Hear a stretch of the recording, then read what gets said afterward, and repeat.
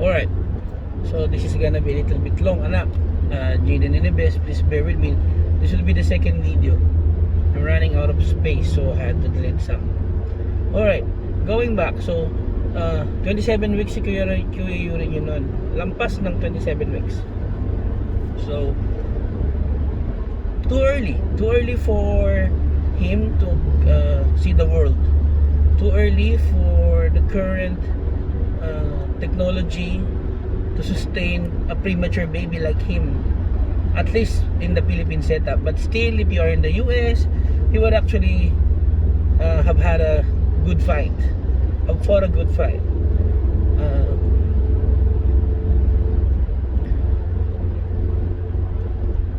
Okay, that's May 13. And then yung nag-rounds yung resident ng ng doktor namin, si Dr. Lau, nakita na mommy was actually continuously contracting. The contraction was not stopping. So, something really was wrong. It's as if, alam mo yun, your Yuri was trying to tell us something, but we didn't know what it was, di ba? So what they did was, they took your mommy to the OB, parang intensive care unit. Ang tawag nila doon is the OB-GYN complex, where she will be monitored.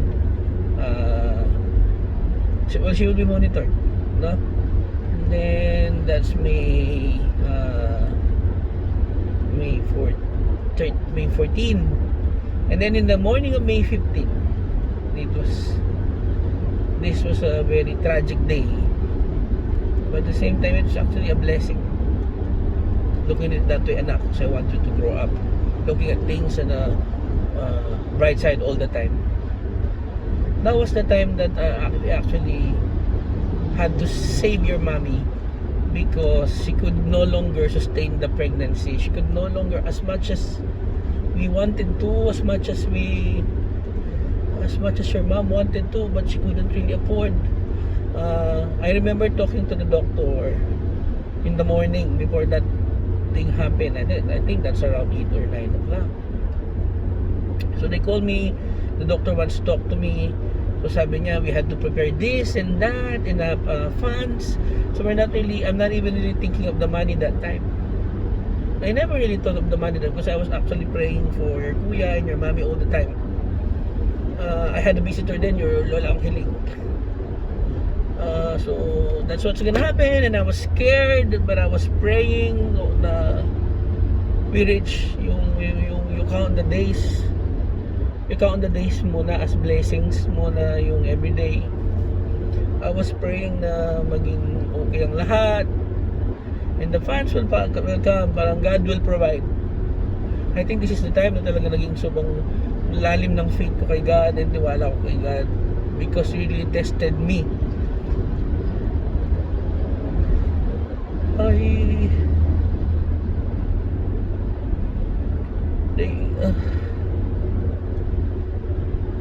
So I returned to the room, and I was really panicking na that time. I think your ninang baby, our landlady that time, Corazon Mabilangan, you should really get to know her. She's really a good soul and a nice person, just like your lola ang hiling. When I saw her, I like, she's like a mother to me.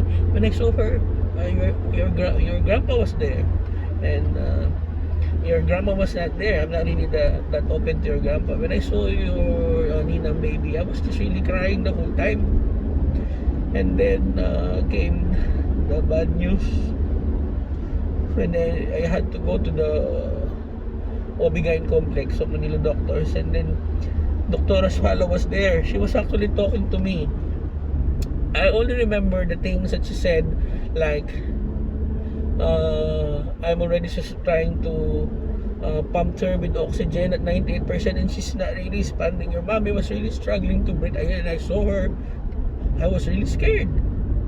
And at that time, I had to sacrifice your kuya, kasi mommy can no longer breathe. She was really struggling to breathe. Something was wrong. So I said yes. And a lot of information, parang your mommy was conscious that time, and she she heard Dr. Aswalaw say this and that, but I couldn't remember. I was in shock. So and then I signed the waiver.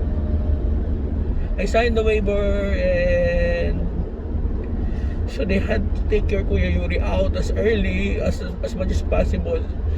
But I remember telling her, Lola, actually, I've already given up on my Yuri. God will protect it, because I just wanted him to return your mommy to me. This was actually the words that I said. And then they had to operate your mom. They had to take your mom. I informed your aunt and auntie, your mommy's siblings immediately. So your Tita May came rushing to the hospital, and Tita Effie, and they were really crying as well, because they were worried for your mom and here Kuya Yuri. I had my friends then at work. They came visit me. I was really devastated. I was crying like this. I never cried this much all my life. And then, so then I saw your mommy.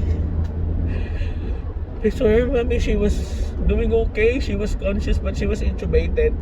And she said thumbs up. And then it became a little sign of relief to me.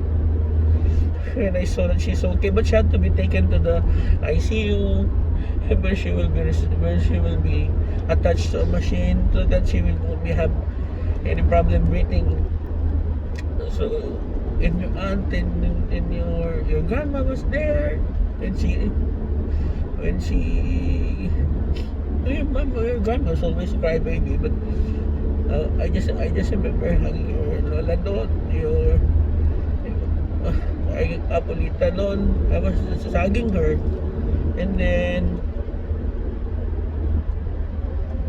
so I saw your mom. I was trying to be strong. I never showed her that I was scared. And then came the visitors, and came the expenses. I don't know how God provided, but I was really very blessed with your grandma baby. She was there. Your grandpa's siblings, they were there, and I was very thankful to them. The finances that they help, and some moral support.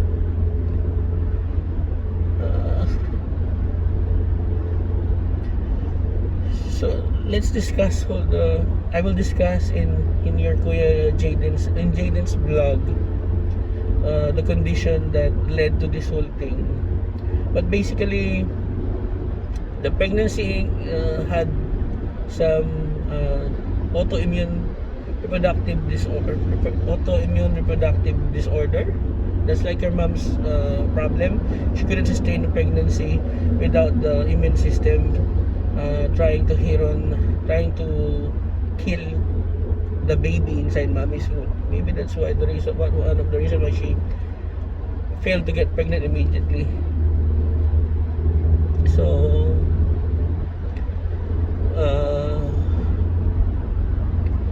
that's May 15. It was the feast of San Isidro de Labrador.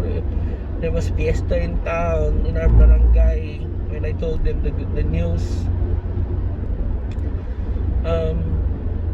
So we had to, and then I saw your Kuya Yuri. It was very small and very thin, but it was long. Your Kuya Yuri was very long. I think he's gonna be a tall person if he survived.